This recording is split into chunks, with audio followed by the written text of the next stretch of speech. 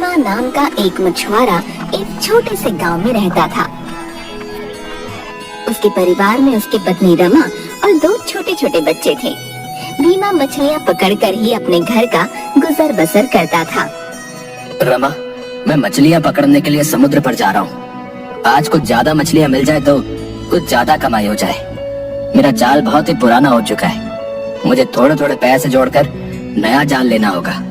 जी, भगवान करे आज आपको खूब अच्छी मछलियाँ मिलें और अच्छी कमाई हो, वरना रोज के खर्चों में से तो पैसे बच ही नहीं पाते। इस तरह भीमा बहुत मुश्किल से ही अपने घर का गुजर बसर चला पाता था।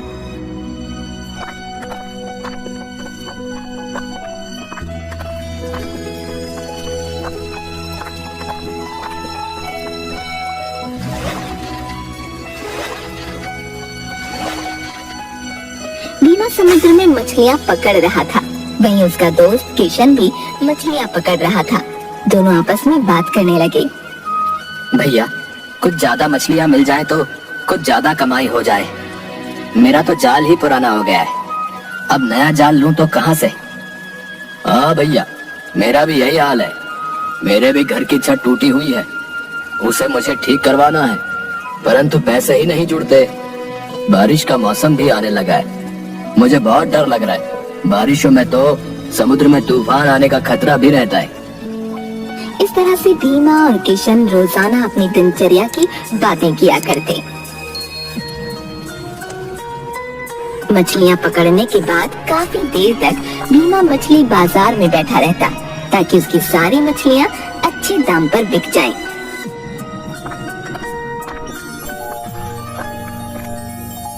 अरे, आज तो आपको आने में बहुत देर हो गई, क्या कुछ ज्यादा कमाई हुई?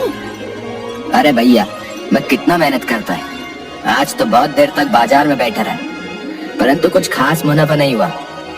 वही 2-4 पैसे फालतू बचे होंगे, उन्हें अलग से रख देना। धीरे धीरे करके जाल के लिए पैसे जोड़े जाएंगे। आप चिंता न करें, भगवान सबका भला करेंगे। आप मुंह हाथ धो लें, मैं खाना लगा देती हूँ।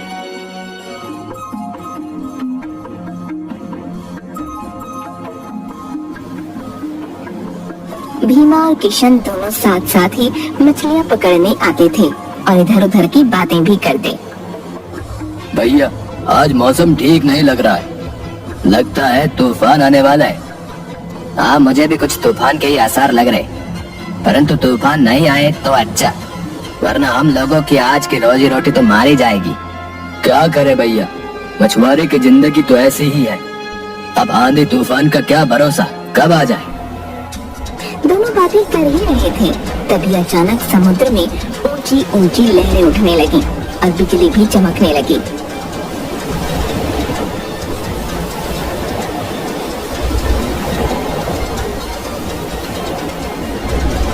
भीमा और किशन जल्दी से अपनी नाव किनारे पर लगाते हैं और भागकर किनारे के एक पेड़ के नीचे जाते हैं। आज बहुत जोर से तूफान आएगा, हम लोगों को यही सुरक्षित बैठना चाहिए।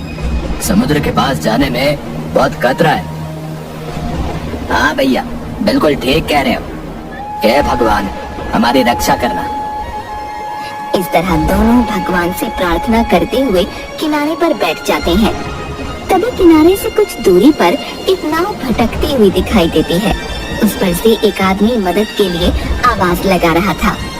ये आदमी चिल्ला रहा था, बचाओ बचाओ, मैं तूफान में फंस गया हूँ और हमारी नाव रास्ता भटक गई है, कोई हमारी मदद करो। अयो, कोई मदद के लिए चिल्ला रहे जय, लगता है शायद वो लोग रास्ता भटक गए। हमें चलकर उनको मदद करनी चाहिए और उनकी नाव को किनारे पर लगाना चाहिए, वरना वो लोग इस तूफान में फंसकर मर न जाए जी। अरे क्या तुम पागल हो गए? उन्हें बचाने जाओगे, अपनी जान से हाथ गंवा बैठोगे। देख रहे हो कितना भयंकर तूफान है, यहाँ हमें अपनी जान के लाले पड़े हैं और तुम चले हो मदद करने। पर उस व्यक्ति की मदद के लिए आवाज सुनकर भीमा से रुका नहीं जाता और वो उस नाव की तरफ मदद के लिए बढ़ता है। मौका देखकर किशन तो वहाँ से भाग निकलता है, पर भीमा उस इंसान की मदद करने के लिए नाव की तरफ बढ़ता है।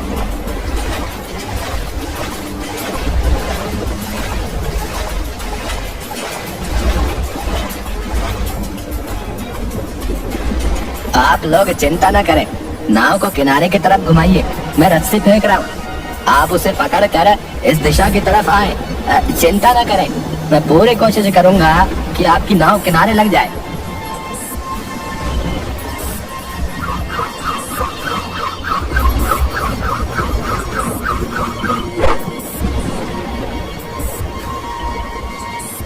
भीमा अपनी जी जान लगाकर रस्सी खींचता हुआ उसकी पूरी मदद करता है।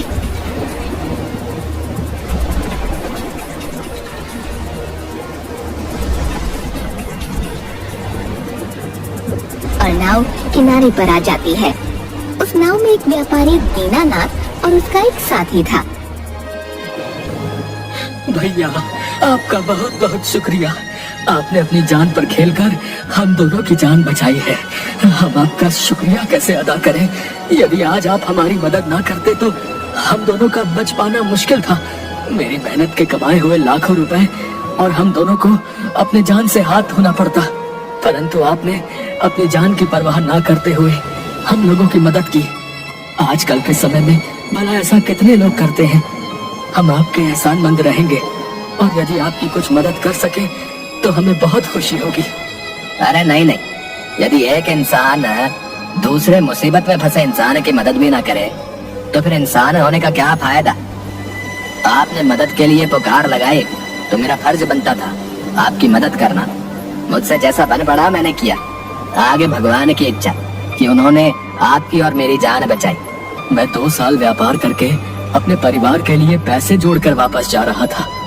मेरे शहर तक का सफर 2 दिन का था।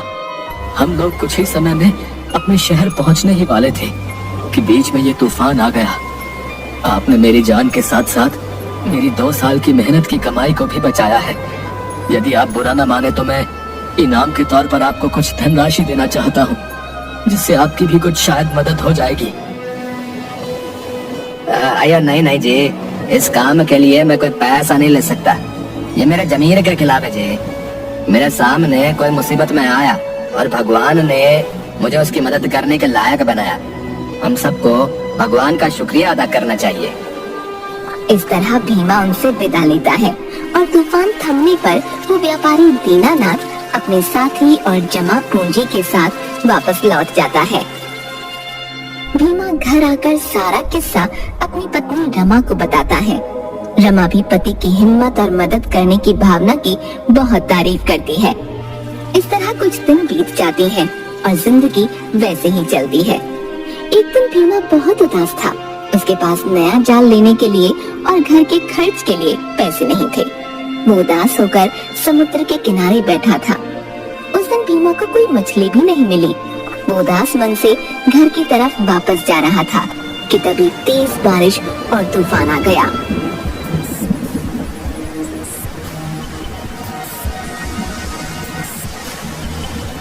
भीमा जैसे ही अपने घर के पास पहुंचा, उसने देखा कि उसके झोपड़े की छत उड़ गई है और उसकी बीवी और बच्चे पेड़ के नीचे खड़े बारिश में भीग रहे हैं।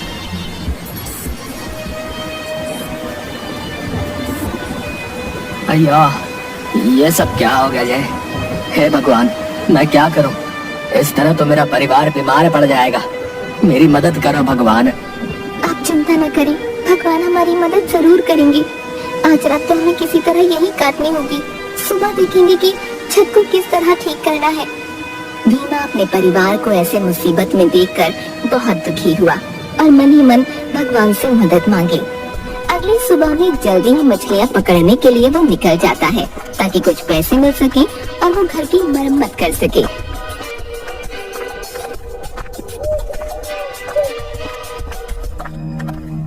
रास्ते में उसे एक घायल कबूतर दिखा। वो दर्द से कराह रहा था।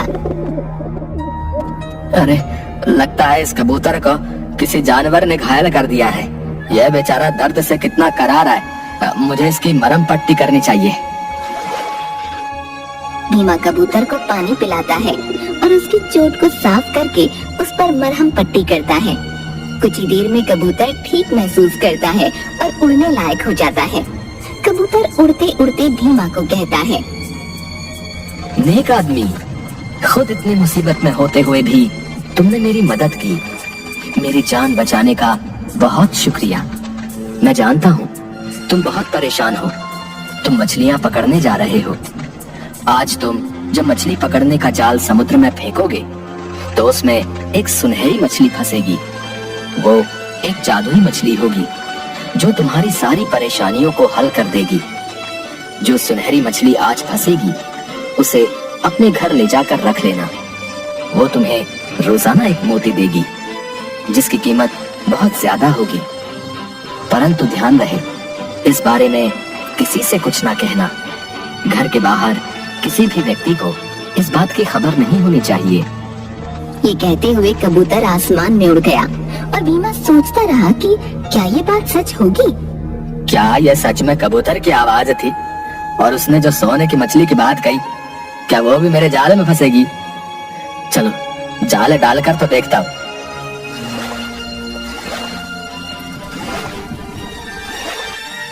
भीमा जैसे ही जाल समुद्र में फेंकता है उसे महसूस होता है कि उसमें मछलियाँ फंस गई हैं। वो जाल को बाहर खींचता है।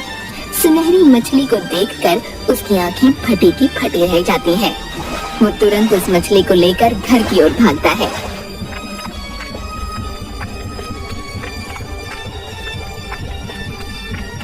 अरे अरे, ऐसे जल्दी जल्दी भागते हुए कहाँ से आ रहे हो?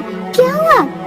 भीमा घर का दरवाजा बंद करता है और तुरंत उस मछली को एक पानी की बाल्टी में डाल देता है। रमा देखो, ये सुनहरी मछली एक जादुई मछली है। मैंने एक घायल कबूतर की मदद की थी। उसने मुझे कहा है कि रोजाना एक कीमती मोती देगी जिसकी बाजार में बहुत कीमत होगी। कल पता चलेगा कि क्या सच में मोती देगी। अरे वाह, ये तो बहुत अच्छी बात है। उस कबूतर की कही एक एक बात सच होगी। अब देखना, हमारी सारी परेशानियां दूर हो जाएंगी। कल जब ये मछली मोती देगी तो तुम उसे जाकर बाजार में बेचना। मोती बेचकर हमारी सारी गरीबी और परेशानियां दूर हो जाएंगी। अगले ही दिन वो सुनहरी मछली एक मोती देती है।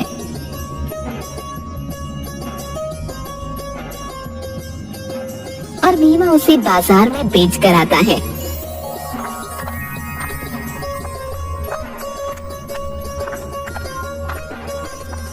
रमा, ये तो बहुत कीमती मोती देती है जे। मैंने इसे बाजार में बेचा तो मुझे बहुत रुपए मिले। मैंने घर का सारा जरूरी सामान और नया जाल खरीद लिया है। कल फिर ये मोती देगी, जिससे मिले पैसों से हम लोग अपने घर की मरम्मत करा लेंगे। अगले दिन वो सुनहरी मछली फिर से मोती देती है और भीमा उसे बाजार में बेच आता है। इस तरह मछली रोजाना एक मोती देती और भीमा उसे बेच बेच कर काफी पैसा इकट्ठा कर लेता है। देखिए, आपकी अच्छाई का बदला भगवान ने आपको दिया है। अब आपके पास इतना पैसा है कि आप कोई अच्छा सा व्यापार कर सकते हैं। अब आपको मछलियाँ पकड़ने की जरूरत नहीं है। इन पैसों से कोई अच्छा सा व्यापार शुरू कीजिए और सुख की जिंदगी शुरू कीजिए। हाँ, तुम ठीक है कह रही हो रमा। अब मुझे कोई धंधा शुरू करना चाहिए। उन पैसों से भीमा नया व्यापार शुरू करता है और खूब पैसे वाला बन जाता है।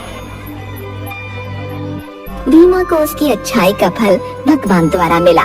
नेकी कभी खाली नहीं जाती।